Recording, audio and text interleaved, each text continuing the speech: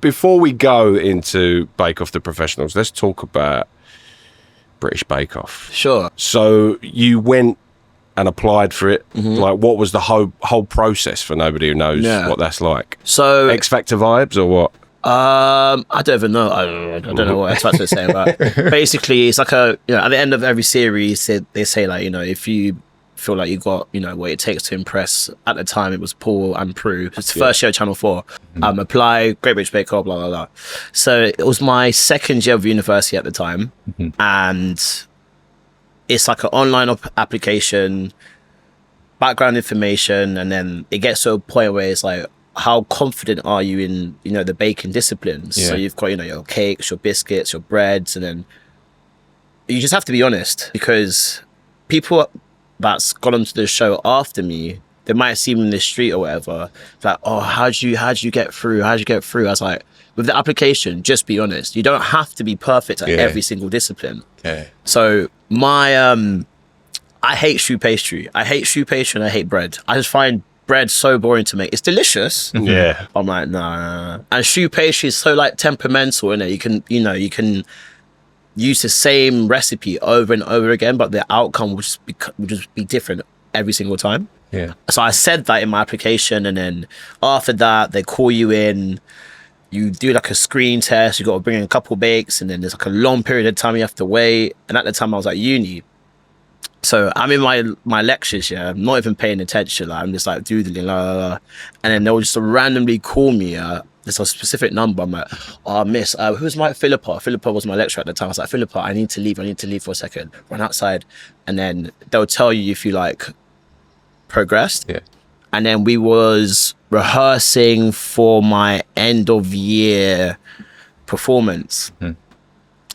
And I remember, so I went Goldsmiths University. So in the middle of the university, there's a massive like green patch, and it was like a nice day, like the sunset was banging. So I got this call, I was like, yeah, you're one of the 12.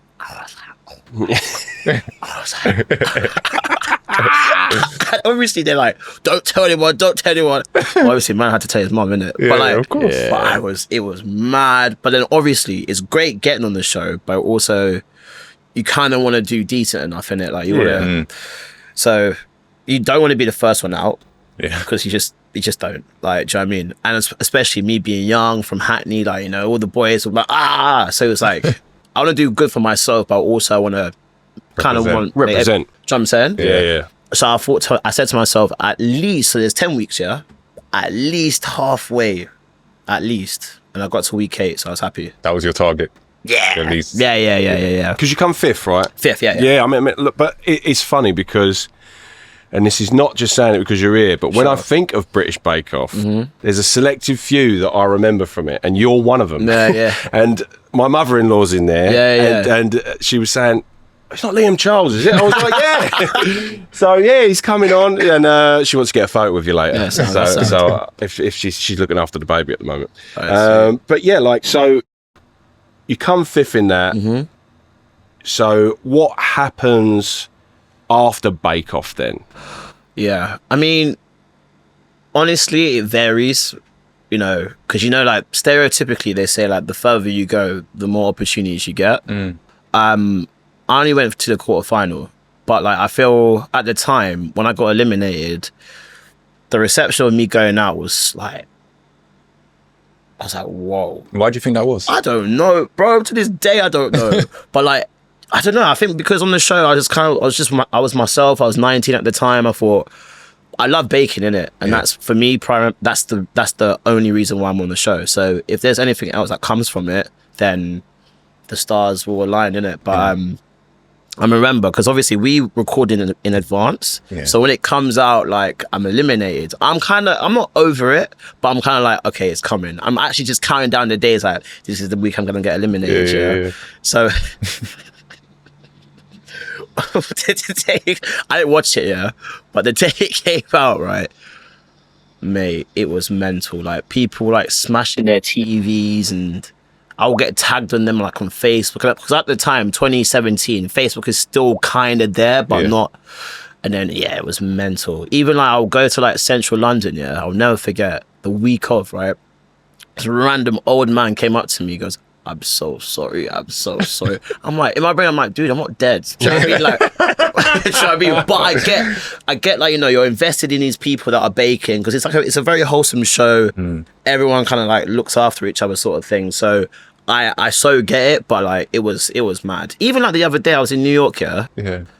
One auntie came up to me again, was like, oh, you should have never got eliminated. And this is like, we're talking 2017. Wow. We're 2025 now. Yeah, so yeah, man. But people remember contestants, don't they? Yeah, of course. And like, it's funny with British Bake Off, because I've found so many people you wouldn't expect to be watching a show like British Bake Off. Yeah. Watch it. And I would watch it. And I'd chill watching it. Yeah, and I'd be like, afterwards, why am I watching British Bake Off? I have no connection to baking. Of course. But it's like a bit of a therapy there. Absolutely. I mean, you've talked about baking being a bit of a therapy for yourself. Yeah. Like why is that? I think, well, maybe because where I live, and obviously us, you know, me being in London and stuff, everything's so fast paced, isn't it? Yeah. Whereas baking, you're forced to slow down. You can't speed up the processes. You know, and I feel like you can just block out the noise. I'm in my kitchen, put on a little music, and before you know, you'd be starting at like, I don't know, 8 a.m. Before you know it, it's like what, midnight? Wow. You know, because it's just kind of, you just block out everything. I mean, don't get me wrong, I love my mum, yeah, but like when she comes to the kitchen, I'm baking, I'm like, leave, because you're kind of like messing up the flow a little bit, even though she just wants a cup of tea or trying to put something in the oven. It's just like breaks your zen. Yeah, it's your space. Yeah, exactly that. Yeah. Okay. So like in terms of like the therapy side of things, do you recommend it for people to get into baking? I reckon so. I think so.